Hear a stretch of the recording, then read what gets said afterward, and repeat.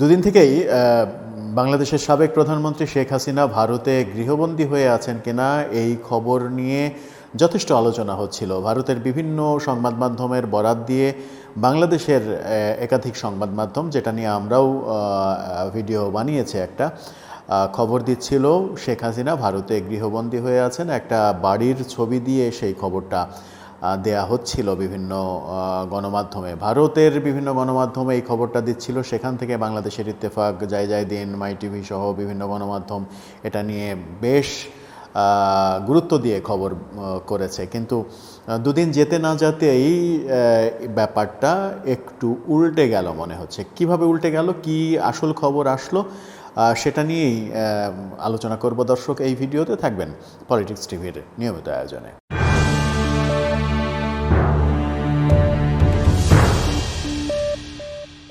বলছিলাম, দুদিন থেকে শেখ হাসিনাকে নিয়ে আলোচনা চলছিল। ভারতে তিনি গৃহবন্দী হয়ে আছেন কিনা, সমস্ত ধরনের যোগাযোগ বিচ্ছিন্ন করে দেয়া হয়েছে কিনা, এটা নিয়ে যখন ভারতের বিভিন্ন গণমাধ্যমকে বরাত দিয়ে বাংলাদেশে খবর হচ্ছিল, তখন আজকে দিল্লির বরাত দিয়ে বাংলাদেশের বাংলা ট্রিবিউন নিশ্চিত করেছে, দিল্লি বাংলা ট্রিবিউনকে নিশ্চিত করেছে যে ভারতে শেখ হাসিনা গৃহবন্দী নেই। তিনি যেভাবে সম্মানিতভাবে থাকার কথা সেভাবেই নাকি রয়েছেন, তাকে যথেষ্ট সম্মানের সঙ্গে রাখা হয়েছে।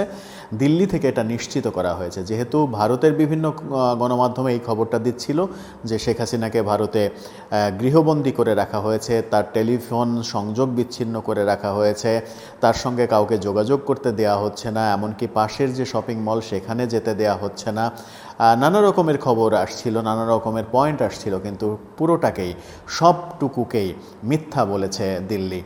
বাংলা ট্রিবিউন আজকে এটা নিয়েই খবর করেছে। বাংলা ট্রিবিউন যেটা বলছে সেটা হচ্ছে এটা পুরোটাই মিথ্যা। ভারতে সম্মানের সঙ্গেই নাকি রয়েছেন, ভারতের সরকারের অতিথি হয়েই, অতিথির মর্যাদায় তিনি রয়েছেন।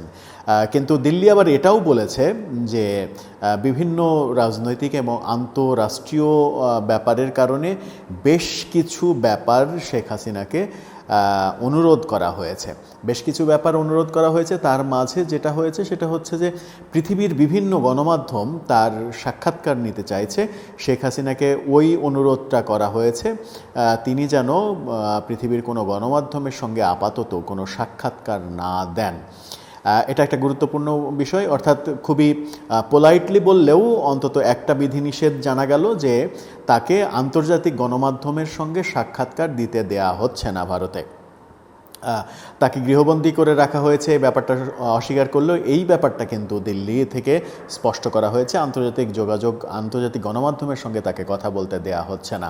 আর একটা ব্যাপার দেয়া হচ্ছে না, সেটা হচ্ছে যে বাংলাদেশের রাজনীতি, বাংলাদেশের রাজনৈতিক, শেখ হাসিনার যে রাজনীতি, সেই রাজনীতি নিয়ে, বাংলাদেশের রাজনৈতিক প্রেক্ষাপট নিয়ে তিনি যেন কোনো কথা আপাতত না বলেন, সেই জন্যও নাকি তাকে রিকোয়েস্ট করা হয়েছে। অর্থাৎ রিকোয়েস্ট করা হোক আর যাই করা হোক, আর একটা ব্যাপার সামনে আসলো, সেটা হচ্ছে যে বাংলাদেশের রাজনীতি, মানে ভারতে বসে থেকে বাংলাদেশের রাজনীতি তিনি পরিচালনা করবেন, রাজনৈতিক মতামত দেবেন, বিভিন্ন বক্তৃতা বিবৃতি দেবেন, সেগুলো যেন তিনি না করেন, সেই জন্য তাকে বলা হয়েছে। অর্থাৎ ভারতের সঙ্গে বাংলাদেশের যে আন্তঃরাষ্ট্রীয় সম্পর্ক, সেই সম্পর্কের অবনতি ঘটার সম্ভাবনা এই পয়েন্টে রয়েছে। তিনি যদি ভারতে বসে থেকে, যেহেতু ভারতে তিনি পালিয়ে গেছেন, ভারতে পালিয়ে থেকে বাংলাদেশের রাজনীতি নিয়ে যদি তিনি মাথা ঘামান, কথা বলেন, বিবৃতি দেন, তাহলে সেটা ভারতের জন্য খুব একটা সুবিধার কাজ হবে না। সেই কারণে সেটাও নিষেধ করা হয়েছে। এই দুটো বিধিনিষেধ তাকে দেয়া হয়েছে।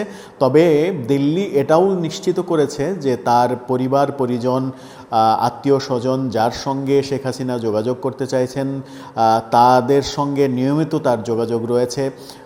তার পুত্র জয়ের সঙ্গে তার নিয়মিত যোগাযোগ রয়েছে, কথা হচ্ছে। অন্যান্য শেখ রেহানার ছেলে মেয়েদের সঙ্গে তার যোগাযোগ হচ্ছে। অর্থাৎ এই যোগাযোগ, পরিবারের সদস্যদের সঙ্গে যোগাযোগের ব্যাপারে তার উপরে কোনো বিধি নিষেধ নেই। আরেকটা ব্যাপার দিল্লি থেকে যে ব্যাপারটা ধোঁয়াশা ছিল, সেটা হচ্ছে যে শেখ হাসিনার কন্যা সাইমা ওয়াজেদ পুতুল এই মুহূর্তে দিল্লিতে অবস্থান করছেন, কিন্তু গৃহবন্দী করে রাখা হয়েছে। ওই খবরের সঙ্গে এই খবরটাও আসছিল যে পুতুলকে শেখ হাসিনার সঙ্গে দেখা পর্যন্ত করতে দেয়া হয়নি। কিন্তু বাংলা ট্রিবিউন দিল্লির বরাত দিয়ে যেটা আজকে বলছে, সেটা হচ্ছে যে শেখ হাসিনার সঙ্গে সাইমা ওয়াজেদ পুতুলের একাধিকবার সামনাসামনি দেখা হয়েছে, কথা হয়েছে। অর্থাৎ সেটাও নিশ্চিত করা হয়েছে যে পুতুলের সঙ্গে তার দেখা হয়েছে এবং কথা হয়েছে। তার মানে গৃহবন্দী হয়ে যাওয়া, গৃহবন্দী করে রাখা সাইমা ওয়াজেদ পুতুলের সঙ্গে দেখা করতে না দেয়া, ভারতে উপস্থিত থাকা সত্ত্বেও পরিবারের সদস্যদের সঙ্গে যোগাযোগ বিচ্ছিন্ন করে দেয়া, তার টেলিফোন লাইন বন্ধ করে দেয়া, এই ব্যাপারগুলো মিথ্যা বলেই দিল্লি বলেছে। তবে দিল্লি দুটো পয়েন্টে, খুবই গুরুত্বপূর্ণ দুটো পয়েন্টে কথা বলেছে। সেটা হচ্ছে যে আন্তর্জাতিক গণমাধ্যমের সঙ্গে তিনি যেন কোনো সাক্ষাৎকার না দেন এবং বাংলাদেশের রাজনীতি নিয়ে কোনো বিবৃতি না দেন। এটা দিল্লির যখন পরিষ্কার অবস্থান, তখন আপনার কি মনে হয় শেখ হাসিনাকে কি দিল্লি দীর্ঘ সময় আশ্রয় দেবেন, প্রশ্রয় দেবেন, নাকি তৃতীয় দেশে যাওয়ার জন্য শেখ হাসিনা এখনও চেষ্টা করছেন, যেখানে দুতিয়ালি করছে ভারতের পররাষ্ট্র মন্ত্রণালয়, যে খবরগুলো আমরা শুনছিলাম? আপনার মতামত জানাতে পারেন আমাদের কমেন্ট বক্সে। আর আমাদের ভিডিও ভালো লাগলে কিংবা আপনারা যেভাবে আমাদেরকে সমর্থন দিচ্ছেন, একটা লাইক, একটা সাবস্ক্রাইব করে আমাদের সঙ্গে থাকলে আমরা কৃতজ্ঞ থাকব।